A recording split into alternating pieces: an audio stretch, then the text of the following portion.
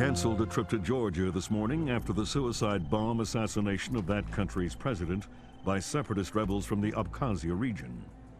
Continued fighting in the Abkhazia and South Ossetia regions has hindered Georgia's hopes of integration into Western institutions.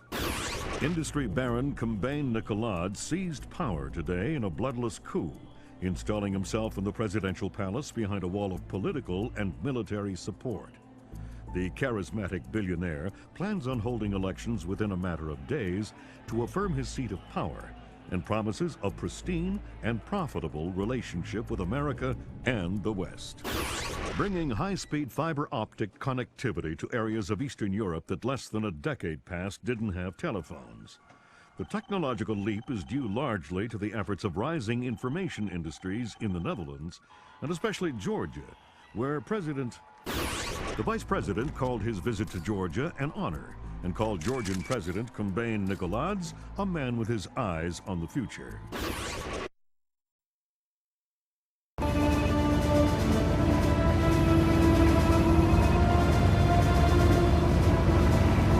This is going to sting. Go ahead. Hold that. Christ, this is spooky. What's that? Grim's sticking wires in your head, man. I just need to sync the encryption signature between his subdermals and Fort Meade. Don't like that. I know. It's for after we land. You better hurry up, Grim. We touch down in Georgia in 15. I'm already done. Lambert? Hey, Irving, do you read me? Tell her I read her. He reads you. Good. You ready to get to work? I'd feel better if I knew what was going on. You know what you need to. The CIA lost a mole inside Georgian President Caspian Sea's cabinet. Her name is Alice Madison. They sent in Agent William Robert Blaustein to find her and lost him too. Are we working with the CIA's cooperation? Blaustein is outfitted with subdermals just like yours. That'll be your best lead to find him. You didn't answer my question. We'll tell you what you need to know. You're not out there alone, Fisher. Through me, you're attached to a dozen of the best NSA minds we have. There are political complexities with Georgia you'd need a week to understand. I've just about memorized the speech, Lambert. Well, start believing it.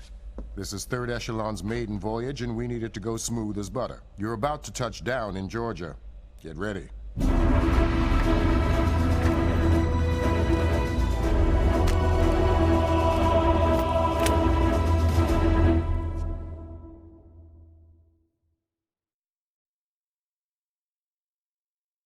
Mark a steady rise in Georgia's economy. Once central to the former Soviet Union's development and manufacture of weapons, Georgia has recently resurfaced as a potential player in the world military industry, with active contracts in Russia, Turkey, Germany, and even has stated the need, especially in these times, for a reliable source of oil in the Middle East.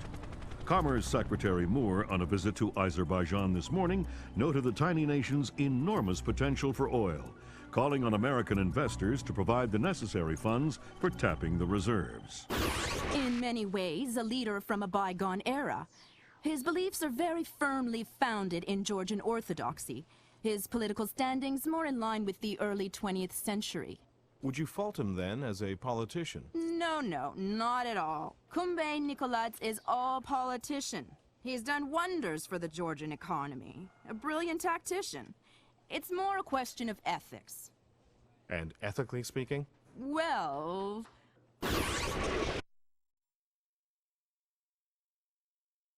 Georgian special forces have taken hold of villages scattered throughout Azerbaijan. Incredibly, Caspian Sea appears to have been able to move thousands of troops across the border over a course of weeks, completely hidden from both local and international authorities through a high-tech. Number of Azerbaijani casualties are unknown, but early estimates number in the high. The freedom-loving people of the world cannot stand idly by and allow an act of such staggering inhumanity and scale. In their third day of fighting, U.S.-led NATO troops took 3 more Azerbaijani villages occupied by Georgian special forces. U.S. troops met only light resistance and suffered minimal casualties.